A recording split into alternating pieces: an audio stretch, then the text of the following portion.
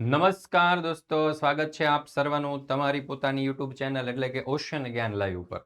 આવતીકાલે તમારા વિદ્યાર્થીઓનું એટલે કે ધોરણ 7ના જે વિદ્યાર્થીઓ છે એમને ગણિત વિષયનું પેપર છે. તો આપણે એક ગણિત વિષયનું ક્વેશ્ચન પેપર જે છે, પ્રશ્નપત્ર જે છે તે આજે દોસ્તો સોલ્વ કરવાના છીએ, જેથી કરીને આવતીકાલનું તમારું પેપર જે છે તેની સારામાં સારી અને બેસ્ટ તૈયારી તમે કરી શકો. ચાલો દોસ્તો, તો આપણે શરૂ કરવા જઈ રહ્યા છીએ આપણું ધોરણ 7નું ગણિત વિષયનું પ્રશ્નપત્ર. ચાલો, અહીંયા પ્રશ્ન નંબર 1 આમાં કહ્યું છે કે નીચેના દરેક પ્રશ્નના જવાબ માટે આપેલા વિકલ્પોમાંથી સાચો વિકલ્પ શોધીને લખો, ખાલી જગ્યા પૂરો, જેના કુલ 10 ગુણ છે. તો જોઈએ આપણે એમાં પહેલો સવાલ. ચાલો, તો અહીંયા આપણને એવું કહ્યું છે કે સંગીતાનો માસિક પગાર ₹20,000 છે. કેટલો છે? 20,000.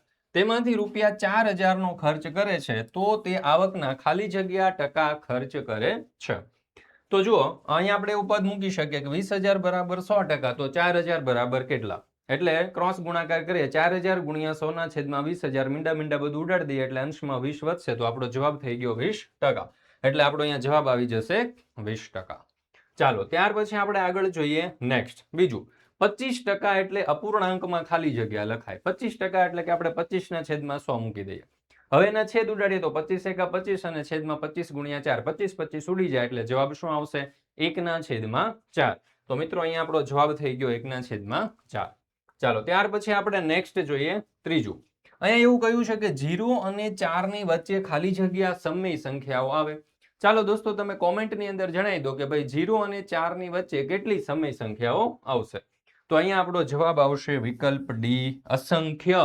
કેટલી સમય સંખ્યાઓ મળશે દોસ્તો? અસંખ્ય. ચાલો, ત્યાર પછી આપણે આગળ જોઈએ. 1/7 અને 4/7 વચ્ચેની સમય સંખ્યા અહીંયા વિકલ્પમાંથી કઈ છે?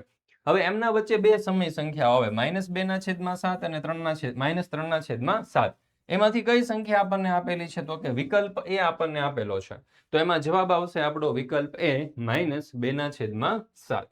ચાલો, ત્યાર પછી છે પાંચમું. 22 સેન્ટીમીટર વ્યાસવાળા વર્તુળની ત્રિજ્યા ખાલી જગ્યા સેન્ટીમીટર હોય. હવે ત્રિજ્યા શોધવાની છે, તો ત્રિજ્યાનું સૂત્ર વ્યાસના છેદમાં 2. વ્યાસ આપણને 22 આપ્યો છે, તો 22/2 છેદ ઉડાડીએ એટલે જવાબ આપણો આવશે 11 સેન્ટીમીટર. તો અહીંયા આપણો જવાબ આવી ગયો વિકલ્પ બી, 11 સેન્ટીમીટર. ચાલો, ત્યાર પછી છે છઠ્ઠું.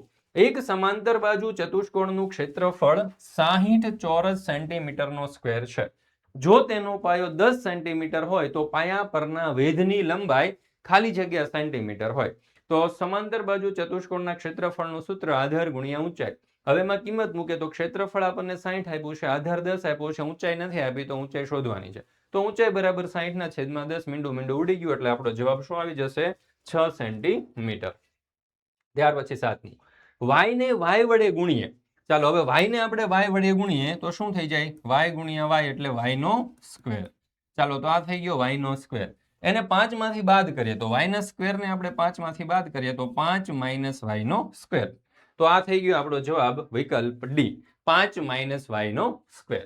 ચાલો, ત્યાર પછી આપણે નેક્સ્ટ જોઈએ. -3 ગુણ્યા x ગુણ્યા x ગુણ્યા y ગુણ્યા y ગુણ્યા y એ ખાલી જગ્યા છે. ચાલો, પેલા અચળ પદ આપણને એક -3 આપ્યું છે, તો આપણે અહીંયા લખી દઈએ -3. હવે અહીંયા x બે વખત છે, તો અહીંયા x નો વર્ગ થઈ જશે. અને ત્યાર પછી y અને y 3 વખત છે, તો અહીંયા y નો ઘન થઈ જશે. ચાલો, તો આવું પદ આપણને ક્યાં આપ્યું છે? તો કે વિકલ્પ બી. તો આપણો સાચો જવાબ શું થઈ જશે? વિકલ્પ બી. ચાલો, ત્યાર પછી આપણે નેક્સ્ટ જોઈએ. 3256 ને પ્રમાણિત સ્વરૂપમાં ખાલી જગ્યા લખાય તો એકદમ ઈઝી છે. શું? તો કે 3.256 ગુણ્યા 10⁻³ પોઈન્ટ પછી આપણે 3 અંકો છે એટલે જવાબ આવશે 10⁻³. ચાલો, ત્યાર પછી છે 1000 બરાબર. હવે તમે જોશો તો અહીંયા કેટલા મીંડા છે? એકની પાછળ 3 મીંડા. તો ઘાત પણ કેટલી થઈ જાય? 3. એટલે આપણો જવાબ શું થઈ જાય? 10⁻³ વેરી સિમ્પલ. ચાલો, ત્યાર પછી છે ધોરણ 7ના વિદ્યાર્થીઓ માટે એક જબરજસ્ત સૂચના કે ભાઈ આવતા વર્ષે તમે ધોરણ 8 ની અંદર આવશો તો ધોરણ 8ના દરેક વિષયના દરેક પાઠના દરેક કોન્સેપ્ટ દરેક ટોપિક તમારે ખૂબ જ સારી રીતે સરસ રીતે અને વ્યવસ્થિત રીતે સમજવા હોય તો એના માટે આપણે જબરજસ્ત બ્રહ્માસ્ત્ર બેચ લોન્ચ કરેલો છે દોસ્તો. જરૂરથી આ બ્રહ્માસ્ત્ર બેચની અંદર જોડાઈ જજો. પરીક્ષાની તૈયારી માટે તમને ખૂબ જ ઉપયોગી થશે. દરેક ટોપિકની સમજૂતી માટે પણ ખૂબ જ ઉપયોગી થશે.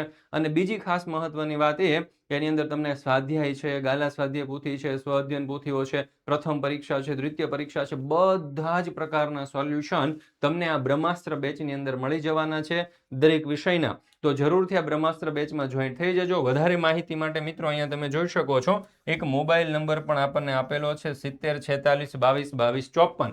આ નંબર ઉપર તમે કોન્ટેક્ટ કરી સંપર્ક કરી અને તમે આ પીડીએફ અથવા તો આ કોર્સ જે છે એની અંદર તમે જોઈન્ટ થઈ શકો છો. ત્યાર પછી છે પ્રશ્ન નંબર 1બ. નીચેના દાખલા ગણો 4 માંથી ગમે તે 3 જેના કુલ 6 ગુણ છે. તો એમાં પહેલું, એક ફૂલદાનીની પડતર કિંમત ₹130 છે. જો દુકાનદાર ફૂલદાનીની 10% ખોટ ખાઈને વેચતો હોય તો ફૂલદાનીની વેચાણ કિંમત કેટલી હોય? હવે જો 100% એ પડતર કિંમત 130, બરાબર? તો 10 એ કેટલી? તો 10% એ ખોટની કિંમત એટલે 10 ગુણ્યા 130 ના છેદમાં 100 ક્રોસ ગુણાકાર કરી દે છેદ અંશમાં ને છેદમાં જે સરખી રકમો છે ઉડાડી દે તો આપણો જવાબ આવશે 13. હવે વેચાણ કિંમતનું સૂત્ર મૂકવાનું. આપણને અહીંયા શું મળી ગયું? ખોટની કિંમત. તો વેચાણ કિંમત બરાબર પડતર કિંમત માઇનસ ખોટ. પડતર કિંમત છે 130, એની અંદરથી ખોટ 13 રૂપિયા બાદ કરી દઈએ તો આપણને વેચાણ કિંમત મળી જશે 117 રૂપિયા. ચાલો ત્યાર પછી બીજું, 20% ડિસ્કાઉન્ટથી આકાશે ટી શર્ટ ખરીદી અને 50 રૂપિયા બચાવ્યા. તો ટી શર્ટની કિંમત અગાઉ કેટલી હશે? હવે જો આ 20% છે ને એ ડિસ્કાઉન્ટ છે, 20% ડિસ્કાઉન્ટમાં એને 50 રૂપિયાની બચત થાય છે. તો એ 20% ડિસ્કાઉન્ટ બરાબર આપણે 50 રૂપિયા એવું કહી શકીએ. તો 20% ડિસ્કાઉન્ટ બરાબર કેટલા રૂપિયા? તો કે 50 રૂપિયા. તો 100% ડિસ્કાઉન્ટ હોય, બરાબર છે, એટલે 100% આપણને ટી શર્ટની આખી કિંમત મળી જાય. તો 100% એ કેટલી હોય? તો 100% એ કેટલી એટલે અગાઉની કિંમત શોધવા માટે આપણે ક્રોસ ગુણાકાર કરવો પડે એટલે 100 ગુણ્યા 50 ના છેદમાં 20. તો 20 પંચા 100 થાય એટલે 20 20 ઉડી જાય તો અંશમાં 5 ગુણ્યા 50 વધ્યા એટલે આપણો જવાબ આવી ગયો 250 રૂપિયા. તો એની મૂળ કિંમત કેટલી હોય? તો કે 250 રૂપિયા. ત્યાર પછી છે 0.05. એને આપણે પ્રમાણિત સ્વરૂપમાં ફેરવવું છે તો 5 ના છેદમાં 100, કારણ કે જો પોઈન્ટ પછી બે રકમ હતા એટલે છેદમાં 100 મૂક્યા અને એને ગુણ્યા 100. તો આ 100 ઉડી ગયા એટલે આપણો જવાબ કેટલો થઈ ગયો? 5%. ચાલો ત્યાર પછી આપણે નેક્સ્ટ જોઈએ 1.5. અહીંયા તમે જોશો તો પોઈન્ટ પછી એક સંખ્યા છે એટલે અંશમાંથી જો આપણે પોઈન્ટ દૂર કરીએ તો છેદમાં આપણે 10 મૂકવા પડશે અને ગુણ્યા 100 કરવા પડશે. તો આ 100 અને 10 નું એક એક મીંડું ઉડી જાય તો અંશમાં અહીંયા 15 વધ્યા, અહીંયા 10 વધ્યા અને 15 ગુણ્યા 10 એટલે આપણો જવાબ કેટલો થઈ ગયો?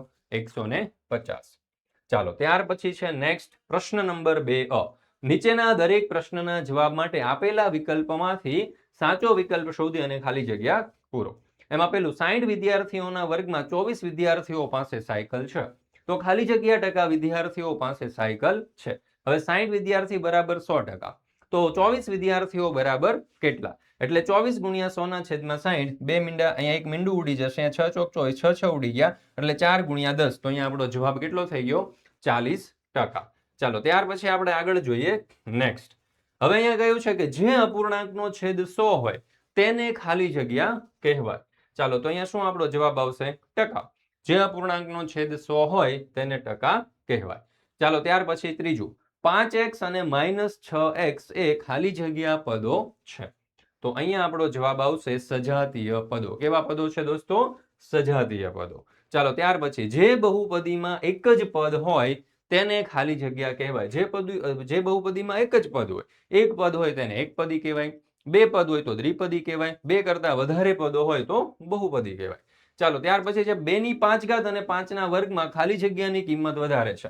હવે 2 ની 5 ઘાત આપણે કરીએ તો 2 ગુણ્યા 2 ગુણ્યા 2 5 વાર કરવા પડે એટલે આપણો જવાબ કેટલો થઈ જાય? 32. અને 5 નો વર્ગ તો અહીંયા આપણે 5 ગુણ્યા 5 બે વાર કરીએ એટલે આપણો જવાબ થઈ ગયો 25. તો કોણ વધારે છે? 32.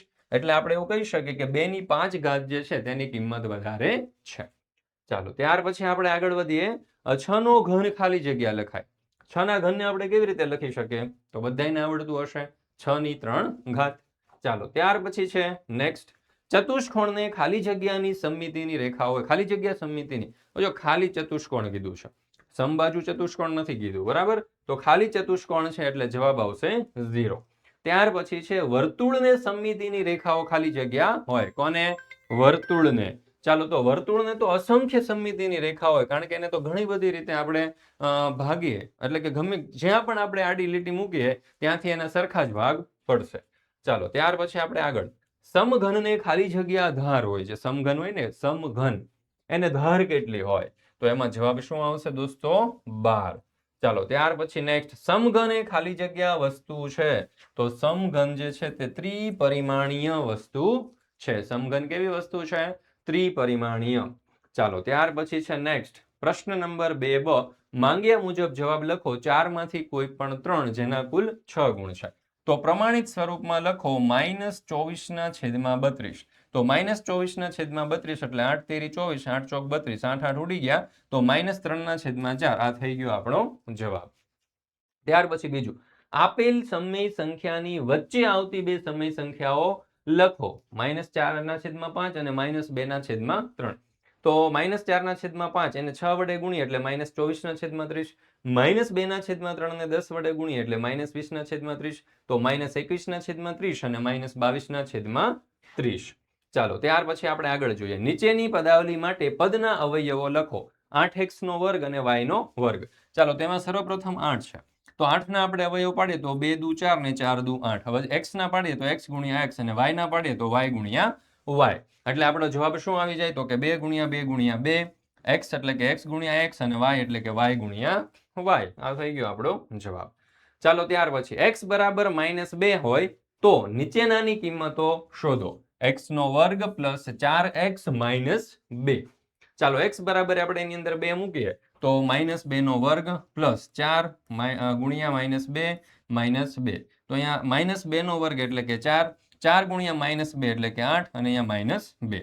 હવે માઇનસ માઇનસ શું થઈ જાય? 10. તો 4 માંથી 10 જશે એટલે જવાબ આપણો થઈ જશે -6.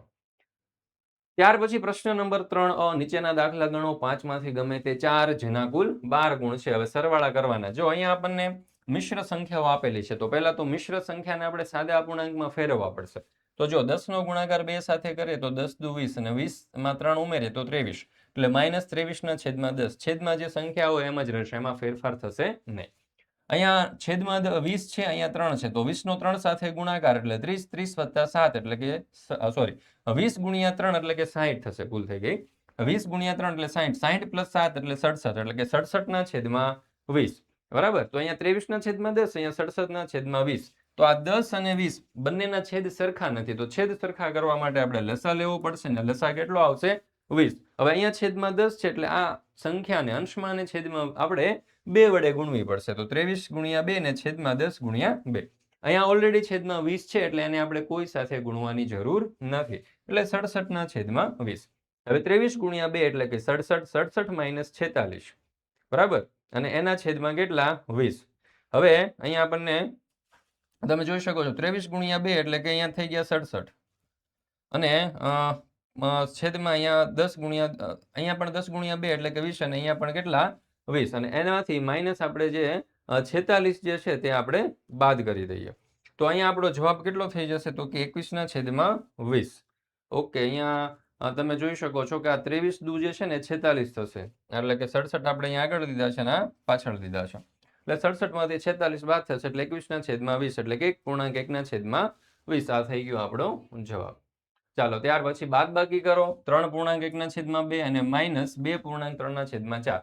પહેલા તો મિશ્ર અપૂર્ણાંકમાં ફેરવી દઈએ. હવે મિશ્ર અપૂર્ણાંકમાં ફેરવો હોય તો 3 અને 2 નો 2 નો ગુણાકાર થશે અને એમાં પ્લસ જે છે અંશમાં એને પ્લસ કરવા પડશે. તો 3 દુ 6 ને 1 7 એટલે કે 7 ના છેદમાં 2. માઇનસ છે એટલે માઇનસ. અહીંયા 4 દુ 8 અને 8 ને 3 11 એટલે કે 11 ના છેદમાં 4. અહીંયા છેદમાં 2 છે, અહીંયા છેદમાં 4 છે, એટલે આપણે લસા લેવો પડશે. લસા થશે 4 એટલે 7 ગુણ્યા 2 ના છેદમાં 2 ગુણ્યા 2 -11 ના છેદમાં 4, એટલે 14 - 11 ના છેદમાં 4 એટલે કે 3 ના છેદમાં 4. આ થઈ ગયો આપણો જવાબ. ચાલો, ત્યાર પછી છે ગુણાકાર કરો. 3.1 ના છેદમાં 7 ગુણ્યા 2.3 ના છેદમાં 11, એટલે 7 તેરી 21 ને 1 22, 22 ના છેદમાં 7 ગુણ્યા 11 દુ 22, 22 ને 3 25 એટલે કે 25 ના છેદમાં 11, એટલે 2 ગુણ્યા 25 ના છેદમાં 7 એટલે કે 50 ના છેદમાં 7. તો 7.1 ના છેદમાં 7 આ થઈ ગયો આપણો જવાબ. ત્યાર પછી છે ભાગાકાર કરો. 32 ના છેદમાં 63 ભાગ્યા -8 ના છેદમાં 21, એટલે 32 ના છેદમાં 63 ગુણ્યા 21 ના છેદમાં, હજુ અહીંયા ભાગાકારની જગ્યાએ નિશાની ગુણાકારની કરી, એટલે અંશ જે છે તે છેદમાં જશે અને છેદ જે છે તે અંશમાં આવશે. એટલે 21/8. છેદ ઉડાડીએ તો 4/3 મિશ્ર સંખ્યામાં ફેરવીએ તો 1.1/3. આ થઈ જશે આપણો જવાબ. ચાલો ત્યાર પછી છે x બરાબર 1 અને y બરાબર -1 હોય તો નીચેનાની કિંમત શોધો. x નો ઘન માઇનસ y નો ઘન. ચાલો x બરાબર 1 લેવાના છે, y બરાબર પણ 1 લેવાના છે. તો x નો ઘન માઇનસ y નો ઘન. હવે અહીંયા આપણે કિંમત મૂકીએ તો 1 નો ઘન માઇનસ 1 નો ઘન. હવે 1 નો ઘન 1 થશે, માઇનસ 1 નો ઘન પણ માઇનસ 1 જ થશે. તો 1 માઇનસ માઇનસ 1 એટલે કે માઇનસ માઇનસ પ્લસ થઈ જાય તો 1 પ્લસ 1 એટલે આપણો જવાબ થઈ જશે 2. ચાલો ત્યાર પછી આપણે જોઈએ આગળ. પ્રશ્ન નંબર 3બ સૂચના મુજબ કરો. 2 પ્રશ્ન લખવાના છે. કુલ 4 ગુણનો પ્રશ્ન છે. નીચેની આકૃતિઓમાં કેટલા સમઘન છે તે લખો. તો ચાલો અહીંયા તમે જોઈ શકો છો કે આ 2 અને આ બીજા 2 એટલે કે આ પેરની અંદર 4 થયા. તો એવી જ રીતે આ પેરમાં 4 થશે અને એવી રીતે આ પેરમાં 4 થશે અને ઉપર બીજા 2 એક્સ્ટ્રા છે. એટલે 4 4 4 ને પ્લસ 2 એટલે કે જવાબ આપણો થઈ જશે 14. ચાલો ત્યાર પછી નેક્સ્ટ જોઈએ. નીચેની આકૃતિઓમાં કેટલા સમઘન છે તે જણાવો. હવે જુઓ નીચેની આકૃતિમાં એટલે કે અહીંયા આપણે જોઈએ તો આ કેટલા થઈ ગયા? એક આખું નીચેનું આખું બંચ જે છે એમાં 6 અને ઉપરનું આખું જે બંચ છે એમાં 6 એટલે કે 6 + 6 એટલે કે 12. એટલે કે પ્રથમ માળે 6 અને બીજા માળે 6 એટલે ટોટલ થઈ ગયા 12. ચાલો ત્યાર પછી છે પ્રશ્ન નંબર 4a. નીચેના દાખલા ગણો. 3 માંથી ગમે તે 2 અને કુલ 8 ગુણનો પ્રશ્ન છે. એમાં પેલું 88 સેન્ટીમીટર પરિઘ ધરાવતા વર્તુળનું ક્ષેત્રફળ શોધો.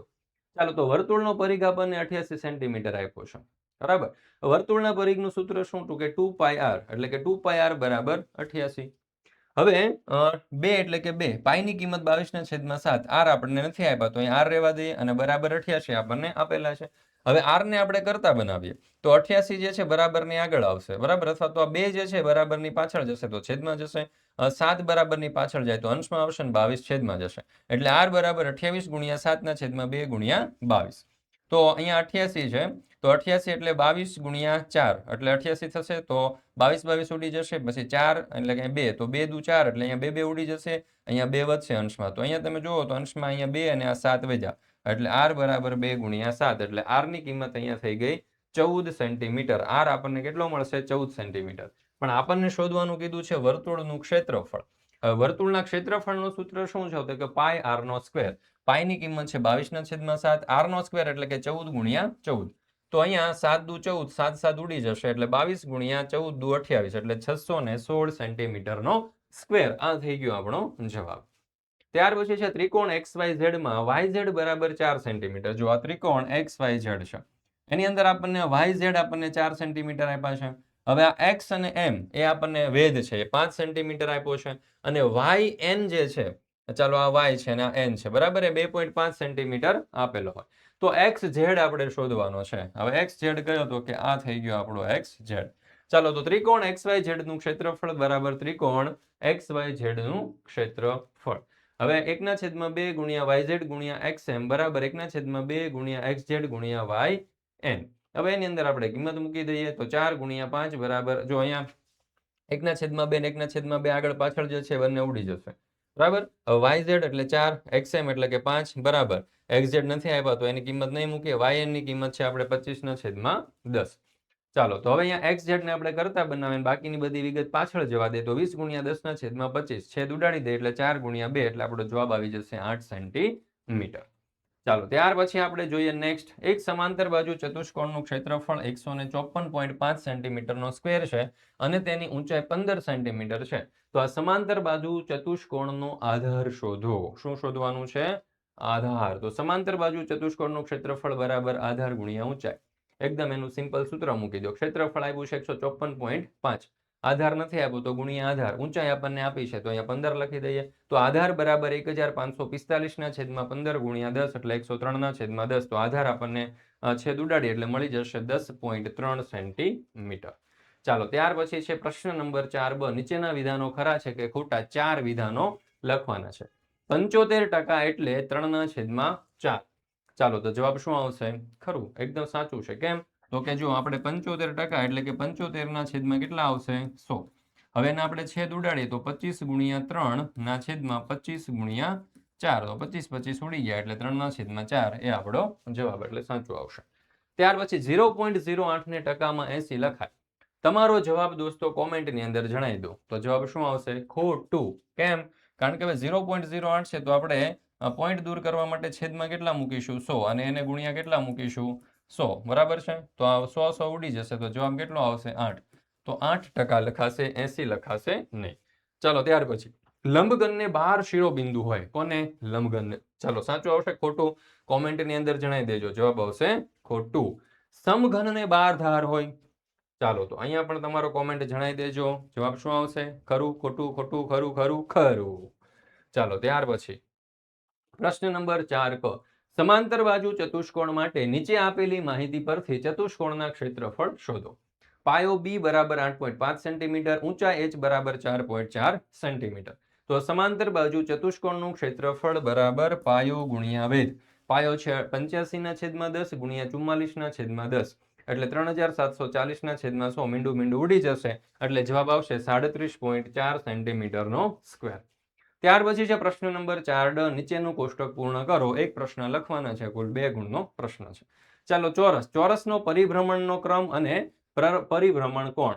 તો પરિભ્રમણનો ક્રમ 4 અને પરિભ્રમણ કોણ 90.